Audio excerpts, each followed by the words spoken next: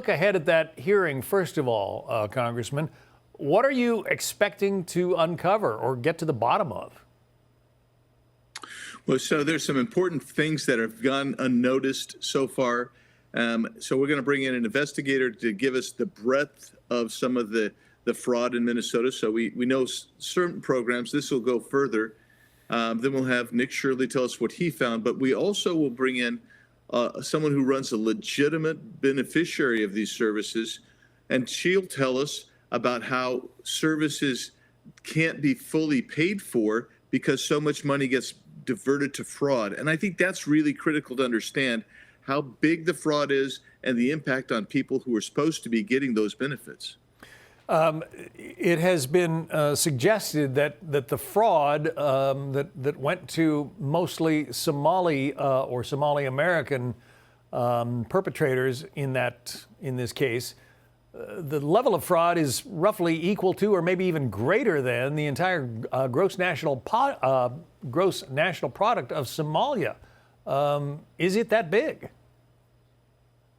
Yeah, the GDP of Somalia is about $1.2 billion a year.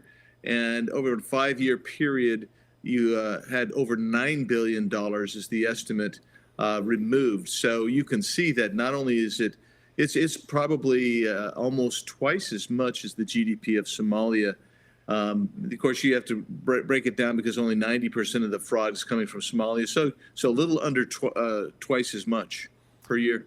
The governor of Minnesota, Tim Walz, and the mayor, Jacob Fry, are under investigation from the Department of Justice. They say it's because they have been, essentially thumbing their nose at the Trump administration.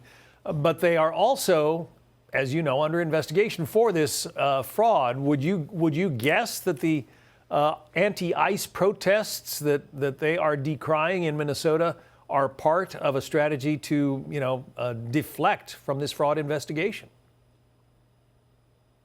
Well, I mean, some would suggest that. I mean, because in a previous hearing that I sat on, evidence was brought out that the Governor Walz had a knowledge of the fraud when it was going and chose not to do anything about it. So what else do you do? I mean, look, John, the way you can gauge this is in 1,000 counties or more, there are ICE operations going on, and you don't see the same kind of rhetoric from the local officials. You don't see the same kind of rhetoric from the governors of those states or from the local mayors. And so you don't see the obstruction of justice that goes on. And then that means that the people of those other places, they're limited to the really bad people. And I'm talking about the violent criminals that are here illegally.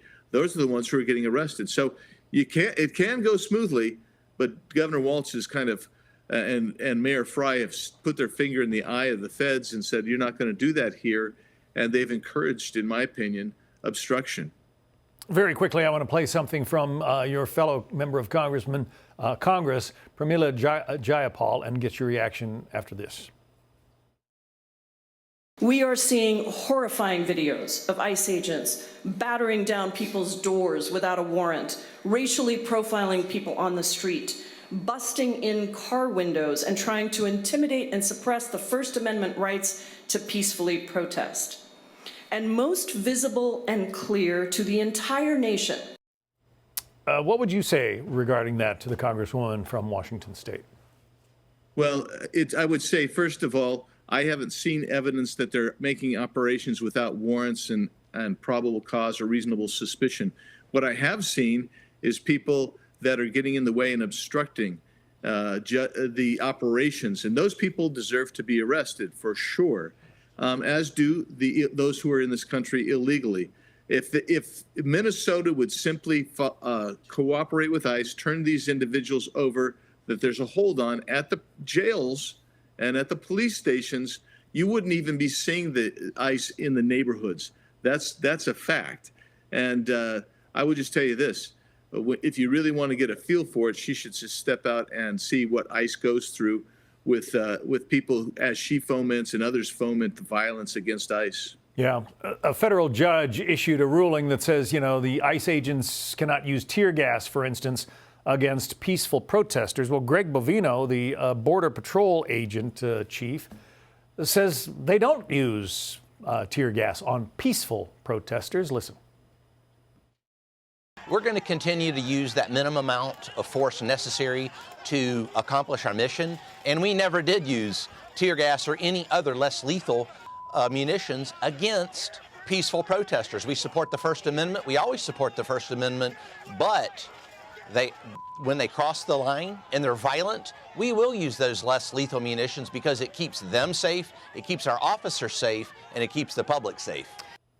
Man, just watching this video, I'm glad I'm not an ICE agent right now. Congressman, your final thoughts?